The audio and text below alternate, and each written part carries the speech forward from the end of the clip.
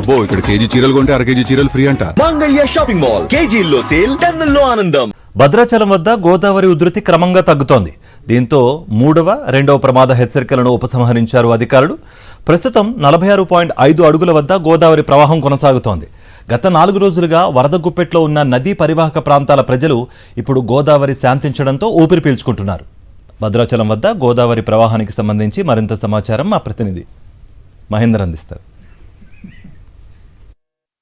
భద్రాచలంలో గోదావరి శాంతిస్తుంది. ప్రస్తుతం 46.5 అడుగుల వద్ద కొనసాగుతుంది. దిగువకు కూడా 11 లక్షల క్యూసెక్ల నీటిని కూడా దిగువకు విడుదల చేస్తున్నారు. నిన్న ఈ సమయానికి మొత్తం 56 అడుగులు సంబంధించి ఉన్న గోదావరి నీటి మట్టం గడిచిన 12 గంటల వ్యవధిలో ఏకంగా 10 అడుగులు సంబంధించి తగ్గి 46.5 అడుగుల వద్ద కొనసాగుతుంది. దీంతో అధికారులు రెండవ ప్రమాద హెచ్చరిక ఉపసంహరించారు. సాయంత్రం వరకు మరో 3 అడుగుల వరకు కూడా తగ్గే అవకాశం ఉంది. 43 అడుగులకు తగ్గితే ఒకటో ప్రమాద హెచ్చరిక కూడా అధికారులు ఉపసంహరించనున్నారు. మొత్తం అంటే వారం రోజుల వ్యవధిలో భారీ ఎత్తున వరద ఫ్లోటింగ్ ఎగువ ప్రాంతాల్లో ప్రధానంగా మహారాష్ట్ర, ఛత్తీస్గఢ్ ప్రాంతాల నుంచి పెద్ద ఎత్తున వరద వచ్చిన నేపథ్యంలో భద్రాచలం వద్ద గోదావరి ఉధృతంగా ప్రవహించింది. దీంతో గోదావరి పరివాహక ప్రాంత ప్రజలు కూడా తీవ్ర ఆందోళన చెందారు. 60 అడుగులు సంబంధించి దాటుతుందన్న ఒక సమాచారం నేపథ్యంలో కొంత ఆందోళన చెందారు. అయితే ప్రస్తుతం ఎగువన వర్షాలు కూడా తగ్గుముఖం పట్టడం, అక్కడి నుంచి వచ్చే ఫ్లోటింగ్ కూడా చాలా వరకు తగ్గడంతో కూడా గోదావరి భద్రాచలం వద్ద కూడా ఉధృతి అనేది క్రమంగా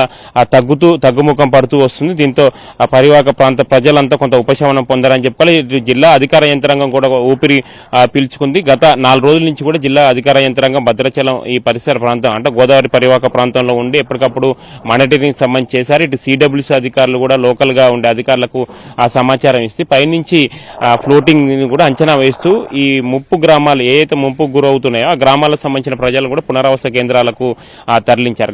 గడిచిన 2 రోజుల వ్యవధిలో దాదాపుగా 15 పైగా గ్రామాలు కూడా పునరావాస కేంద్రాల్లో ఉండడం జరిగింది. అయితే వారికి మొదటి ప్రమాద హెచ్చరిక ఉపసంహరించిన తర్వాత తిరిగి వారి ఇళ్లలో కూడా పంపించనున్నారు. అదేవిధంగా చెర్ల సంబంధించి భద్రాచలం నుంచి చెర్ల రూటు 3 రాష్ట్రాలకు సంబంధించిన సరిహద్దు ప్రధాన రహదారి సంబంధించి భద్రాచలం రూటు ఈ సాయంత్రం నుంచి కూడా క్లియర్ అయ్యే అవకాశాలు ఇప్పుడే కొంత వరద ఫ్లోటింగ్ రోడ్డుపై తగ్గిన నేపథ్యంలో సాయంత్రం వరకు నుంచి వాహనాలకు అనుమతిస్తామన్నది కూడా అధికారులు సంబంధించి చెప్తున్నారు. ఇంకా భద్రాచలం సంబంధించి వచ్చే భక్తులు, రామాలయం సంబంధించిన వచ్చే భక్తులు కూడా పుణ్యస్థానాలకు సంబంధించిన ఆచరించే క్రమంలో వారికి మరో 24 గంటల వరకు కూడా రావద్దని కూడా అధికారులకు సంబంధించి సూచిస్తున్నారు. కేవలం దర్శనం మాత్రం చేసుకుని వెళ్ళాలి, పుణ్యస్థానాలకు మాత్రం అనుమతి లేదు. గోదావరి సాధారణ స్థితికి వచ్చిన తర్వాతనే పుణ్యస్థానాలు అనుమతిస్తామని చెప్తున్నారు. అయితే ఇది కూడా మొత్తం ఓవరాల్ గా మరో 48 గంటల వరకు కూడా సమయం పట్టే అవకాశం ఉంది. 48 గంటల తర్వాత సాధారణ స్థితికి వచ్చే అవకాశం ఉంది. భద్రాచలంలో గోదారమ్మ శాంతిస్తుంది. గత వారం రోజుల నుంచి ఉగ్రరూపం దాల్చిన గోదారమ్మ ప్రస్తుతం శాంతిస్తున్న నేపథ్యంలో పరివాహక ప్రాంత ప్రజలు అంతా ఊపిరి పీల్చుకుంటున్నారు. కెమెరా పర్సన్ సతీష్తో మహేంద్ర, సాక్షి, భద్రాచలం. ధవళేశ్వరం కాటన్ బరాజ్ వద్ద గోదావరి ఉధృతి కొనసాగుతోంది. ప్రస్తుతం 14,65,000 క్యూసెక్ల వరద నీటిని సముద్రంలోకి విడుదల చేస్తున్నారు అధికారులు. పోలవరం, చింతూరు, విఆర్పురం, కూనవరం, ఏటపాక మండలాల్లో గోదావరి, శబరి నదులు ఉధృతంగా ప్రవహిస్తుండటంతో అనేక ప్రాంతాలు జలమయమయ్యాయి. ధవళేశ్వరం వద్ద గోదావరి ఉధృతికి సంబంధించి మరింత సమాచారం మా ప్రతినిధి హరీష్ అందిస్తారు.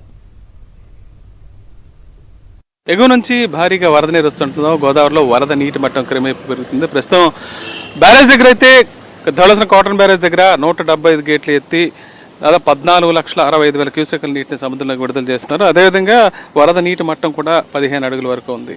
ఒకవైపు ఎగువన చింతూరు, విఆర్పురం, కోనవరం, ఎటపాకలు అయితే గోదావరి, శబరి ఉధృతితో పరిస్థితి బీభత్సంగా ఉంది. దాదాపు 100 గిరిజన గ్రామాలకు రాకపోక నిలిచిపోయే పరిస్థితి ఏర్పడింది. జాతీయ రహదారి 326 పైకి వరద నీరు రావడంతో ఆంధ్ర, ఒరిస్సాకు రాకపోక నిలిచిపోయే చింతూరు దగ్గర నుంచి. మరోవైపు జాతీయ రహదారి 30 పైకి కూడా ఈ వరద నీరు చేరింది. దాంతో ఆంధ్ర, ఒరిస్సా, ఛత్తీస్గఢ్, తెలంగాణకు వెళ్లే రాకపోకలు కూడా పూర్తిగా నిలిచిపోయాయి. ఎగువ ప్రాంతంలో దాదాపు 44 చోట్ల రహదారులను ఈ వరద నీరు ముంచెత్తింది. దాంతో ఆ రహదారులపైన రాకపోకలు పూర్తిగా నిలిచిపోవడంతో మండల కేంద్రాల నుంచి గ్రామానికి వెళ్ళే రాకపోకలు పూర్తిగా నిలిచిపోయాయి. అక్కడ ఆ ప్రాంతంలో అధికారులు 55 పడవలను ఏర్పాటు చేశారు. వాటి మీద రాకపోకలు సాగించాల్సిన పరిస్థితి ఏర్పడింది.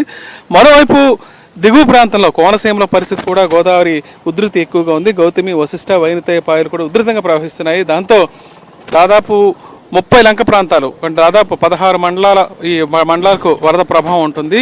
వీటిలో ఉన్న లంక గ్రామాలన్నింటి ఈ వరద నీరు చుట్టుముట్టింది. ముఖ్యంగా కాజువేలు ఏవైతే లంకల నుంచి బయటకు వచ్చే కాజువేలు ఉంటాయో, కనకాలంక కాజువే, గంటిపదపూడి కాజువే ఇప్పటికే పూర్తిగా కొట్టుకుపోయింది. లోతట్టు ప్రాంతాలకు వరద నీరు వచ్చి చేరుతుంది. అధికారులు అయితే సహాయ చర్యలు అందించడానికి ఏర్పాట్లు చేశారు. ప్రస్తుతానికి ధవళేశ్వరం కాటన్ బ్యారేజ్ వద్ద రెండో ప్రమాద హెచ్చరిక అయితే కొనసాగుతుంది.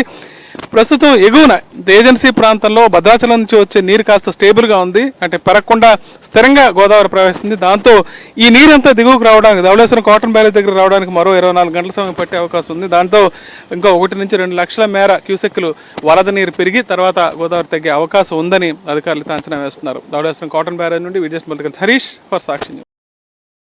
మరిన్ని అప్డేట్స్ కోసం ఛానల్ ను సబ్స్క్రైబ్ చేయండి. నోటిఫికేషన్స్ కోసం బెల్ ఐకాన్ పై క్లిక్ చేయండి.